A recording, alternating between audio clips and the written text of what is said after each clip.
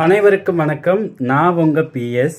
இன்னைக்கு நம்ம என்ன பார்க்க போகிறோம் அப்படின்னா, லாட்டரி யோகம் உங்கள் ஜாதகத்தில் இருக்கா, அதுக்கு என்ன கிரக சேர்க்க வேணும் அப்படிங்கிறத பற்றி தான் பார்க்க போகிறோம். அமரர் கரூர் சுப்பிரமணியம் ஐயா சொல்லியிருக்காரு, 2ஆம் வீட்டுக்கு 9, 10 அதிபதிகள் இணைஞ்சு இருந்தால் லாட்டரி யோகம் கண்டிப்பாக இருக்குது.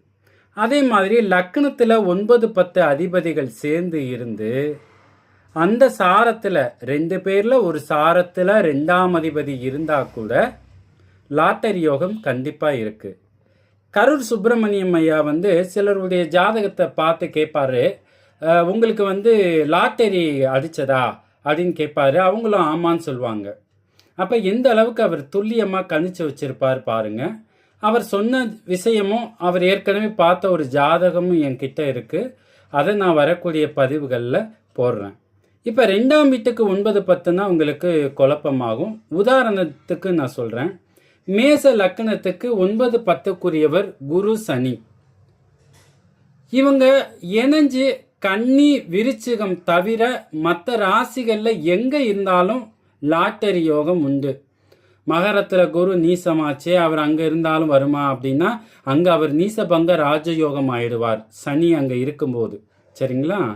அப்புறம் வாக்கு சித்தர் நெல்லை வசந்தன் ஐயா என்ன சொல்லியிருக்காரு அப்படின்னா, லக்னத்துக்கு 4, 10ஆம் அதிபதி இணைஞ்சிருந்தா லாட்டரி புதையல் யோகம் உண்டு அப்படின்னு சொல்லியிருக்காரு.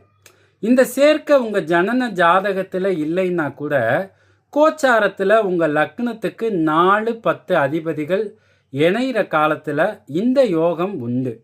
இந்த 4, 10 எந்தெந்த லக்னத்துக்கு யார் அப்படிங்கிறத நான் சொல்கிறேன், வரக்கூடிய பதிவுகளில் சொல்கிறேன். அதை நீங்கள் குறிப்பெடுத்து வச்சுக்கோங்க. சரிங்களா? அதே மாதிரி மற்ற ரூல்ஸ், இன்னொரு ரூல்ஸ் என்ன அப்படின்னா, லக்னாதிபதி 8ல் மறைஞ்சு 6, 12 தொடர்பு வந்தால் அதுக்கு 9, 10 அதிபதிகள் இணைஞ்சு இருந்தால் கூட லாட்டரி புதையல் உயில் சொத்து யோகம் உண்டு. மேலும் நான் ஆய்வு செய்ததை அடுத்தடுத்த பதிவுகளில் பதிவு செய்கிறேன். யோகம் அதிர்ஷ்டம் எல்லாருக்குமே உண்டு. நல்லதே நடக்கும். நன்றி, வணக்கம்.